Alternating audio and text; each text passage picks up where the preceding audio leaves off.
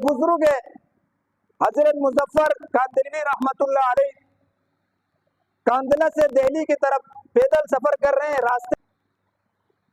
اب اس دور میں گاڑیاں نہیں چلتی تھی، پیدل سفر کرنا ہوتا تھا. اپنے ساتھ ایک خادم کو لے کر سفر پر نکلے دہلی کی طرف. راستے میں شام کا وقت ہوا، نماز کا ٹائم ہے.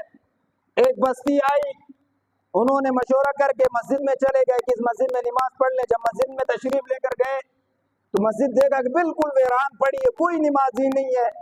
ایسا لگ رہا ہے کہ کئی صدیوں سے مسجد بند پڑی ہے، مٹی دھول پڑی ہوئی اندر.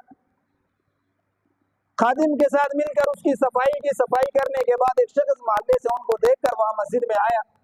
پوچھا کہ یہ مسلمانوں کی بستی ہے؟ کہا جی یہ مسلمانوں کی بستی ہے. کہا کہ مسجد کی حالت اس طرح ہے اور مسلمان اپنے افراتفری میں اپنے کام کاج میں لگے ہوئے ہیں. نماز کے بعد محلے میں گئے، بستی والوں سے مشورہ کیا کہ مسجد آباد کیوں نہیں ہے، اس طرح کئی عرصے سے بند پڑی ہے مسجد، آپ لوگ نماز کیوں نہیں پڑھتے؟ تو کسی کہنے والے نے کہا کہ ہمارے جو سردار ہے، ہمارے وڈیرے، ہمارے خان صاحب ہیں، وہ اس محل میں رہتے ہیں، اگر وہ نماز کے لیے آ جائے تو اس کے پیچھے تمام بستی والے آ جائیں گے.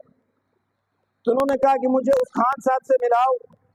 تو کہا کہ اس کا یہ محل ہے سامنے، لیکن وہ پینے پلانے میں مصروف ہوتا ہے، طوائفیں اس کے گھر میں آنا جانا ہوتا ہے اس کے محل میں. تو جب وہ بزرگ اس کے پاس ملنے کے لیے گئے، ان کے جو دروازے میں چوکیدار تھے ان سے کہا کہ مجھے خان صاحب سے ملنا ہے. ان سے کہیں کہ ایک مسافر آئے آپ سے ملنے کے لیے، اجازت طلب کریں. اجازت دی، اندر گئے. کہا کہ آپ کے محلے کی مسجد ہے اور یہ کئی عرصے سے آباد نہیں ہے، نمازی نہیں ہے، اندر دھول پڑی ہوئی ہے. اگر آپ نماز کے لیے آئیں گے تو آپ کے پیچھے پیچھے آپ کے سارے محلہ والا آئیں گے. آپ بڑے، آپ وڈیرے، آپ سردار ہیں، آپ ان سب کے بڑے ہیں. اگر آپ نماز کے لیے آ جائیں گے تو باقی سارا قبیلہ، باقی سارے گاؤں والے بھی نماز کے لیے آئیں گے. انہوں نے کہا کہ مجھے نماز سے اتنی تکلیف نہیں ہے جتنا مجھے وضو کرنے سے تکلیف ہے. مجھے وضو سے بڑی تکلیف ہوتی، وضو کرنا مجھے بڑا مشکل ہوتا ہے. اور دو عادتیں میرے اندر ہے کہ میں پیتا ہوں، پلاتا ہوں، اور میرے پاس طوائفیں آتی ہیں، ناچ گانا، میری محفل سجتی ہے، تو ان کے ہوتے ہوئے میں مسجد نہیں جا سکتا ہوں. اب بزرگ اس کی عادات کو بانپتے ہوئے کہا کہ آپ صرف مسجد آیا کریں، باقی آپ کے پینے پلانے کا آپ کا اور آپ کے رب کا معاملہ ہے. آپ کے طوائفیں آپ کے پاس آتی جاتی ہیں، وہ آپ کے اور آپ کے رب کا معاملہ ہے. میرا معاملہ صرف یہ کہ آپ مسجد آ جایا کریں. اب اس نے کہا کہ بغیر وضو کے میں مسجد کس طرح، مجھے تو وضو سے بڑی تکلیف ہوتی ہے. انہوں نے کہا کہ بغیر وضو کے مسجد آیا کرے، نماز پڑھ لیا کرے. قبول کرنے والی ذات رب کی ہے، آپ صرف مسجد آیا کریں. اس معاملے پر وعدہ لیا اس سے کہ آپ مسجد آیا کریں، بھلے وضو کرے یا نہ کرے لیکن آپ مسجد آیا کریں. وعدہ لیا اور مسجد آئے. اس کے ساتھ جو خادم تھے دونوں آئے، 2 رکعت نفل نماز کی نیت باندھی اور سجدے میں جا کر بہت روئے، اللہ تعالیٰ سے گڑ گڑا کر روئے. تو خادم نے سلام کے بعد پوچھا کہ آپ تو اسلام میں فقہا نے تو یہ لکھا ہے کہ بغیر وضو کے انسان اگر نماز جان بوجھ کر پڑھے تو وہ کفر میں داخل ہو جاتا ہے، آپ نے کس طریقے سے اس کو بغیر وضو کے نماز کی اجازت دے دی؟ تو فرمایا کہ وضو کرنا، میں نے اسی وجہ سے 2 رکعت نفل پڑھ کر سجدے میں رب سے دعا کی کہ اللہ تبارک و تعالیٰ اس کو پاکی کی توفیق خود اللہ تبارک و تعالیٰ دے گا. میری استطاعت اتنی تھی کہ اس کو مسجد میں لانے کی، باقی پاکی حاصل کرنا، وضو کرنا، اللہ تبارک و تعالیٰ اس کو توفیق دیں گے.